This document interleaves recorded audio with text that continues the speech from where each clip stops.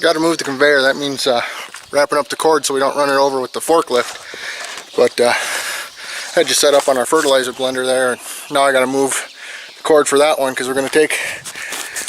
Let me turn you around here.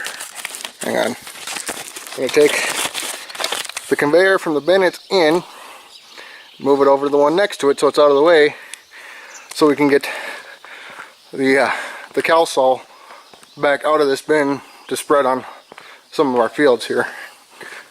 Maybe actually had a nice transition from outside to inside. Yeah, we're gonna mix up some of this and some potash and spread on possibly some ammonium sulfate. Although I think just this and the potash is all we're gonna do for now. But yeah, I don't know if you could see me wrapping up the cord or not, but I'm gonna put that high speed and you can watch that, and that'll be about all for this video. It's really all I have time to make a video for today. So thanks for watching. Please comment, rate, and subscribe, and I'll see you next time.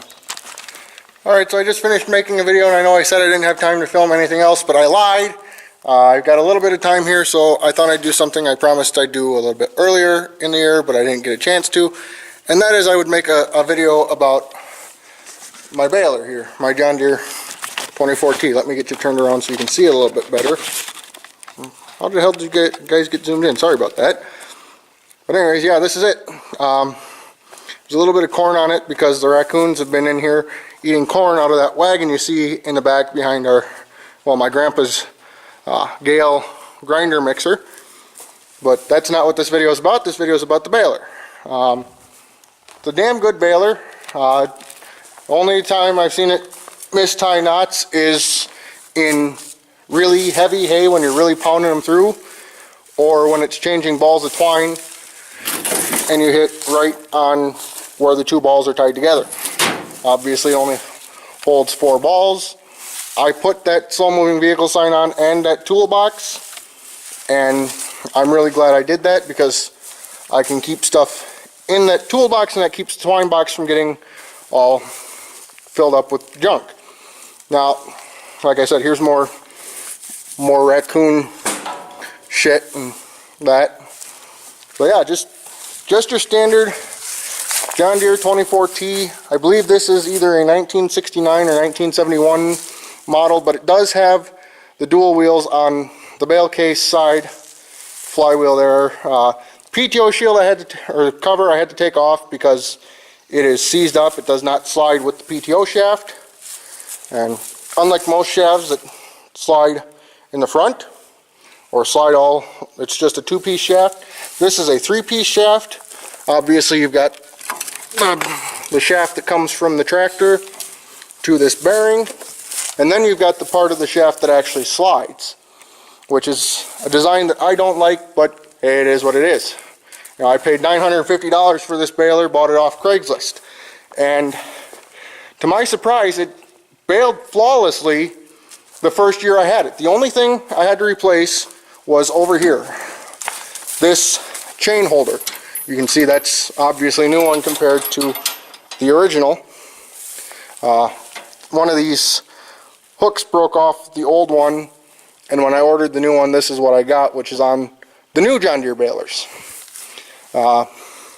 Manual crank spring pressure, density, your measuring wheel, and this bale is from last year. I should go ahead and grease it here as long as it's sitting in the shed. Not that we're going to use it anytime soon, but never hurts to throw grease at it.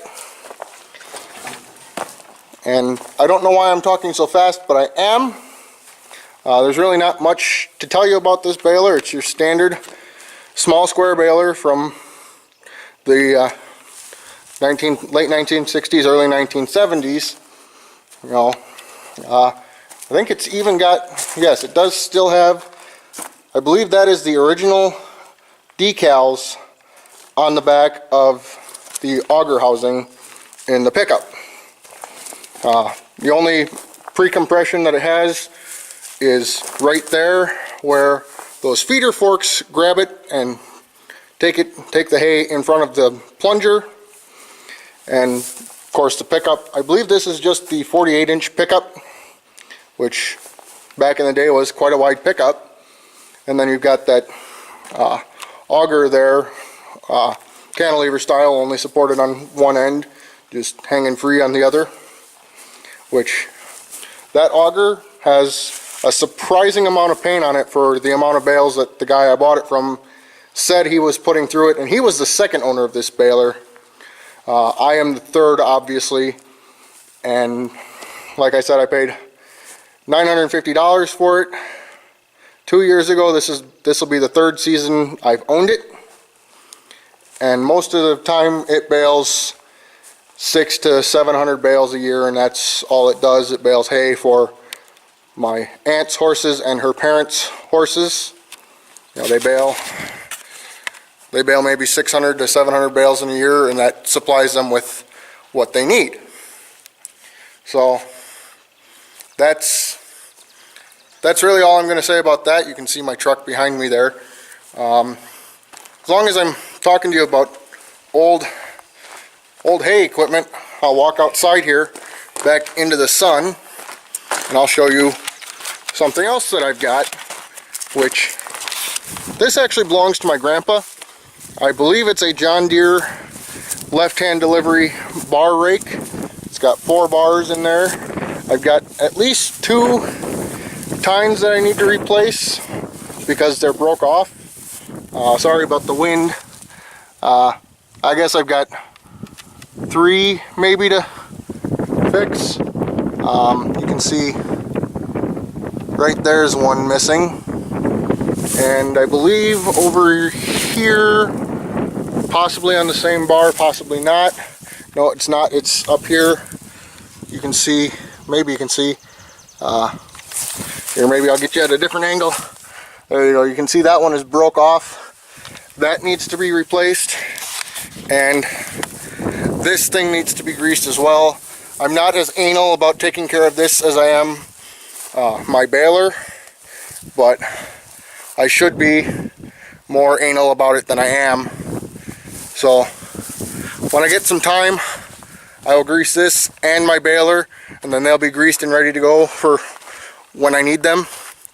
I don't plan on needing that rake or my baler for 3 weeks or more at the earliest. So it's not a big deal that I don't get them greased today. I'll probably go ahead and tag this on to the end of the video I just made of wrapping up the cord on our fertilizer conveyor.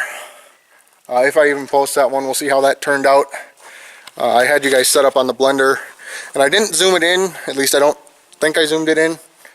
But anyways, I left my gloves somewhere. I got to go figure out where they're at. And then when my Uncle Jason gets back from taking the fertilizer spreader down to one of our fields, we're going to mix up some fertilizer, and he's going to take that down. Then I'm going to mix up another load of fertilizer and then take the payloader and go push a tree off the end of one of our fields. So thanks for watching. Again, please comment, rate, and subscribe, and I'll see you next time.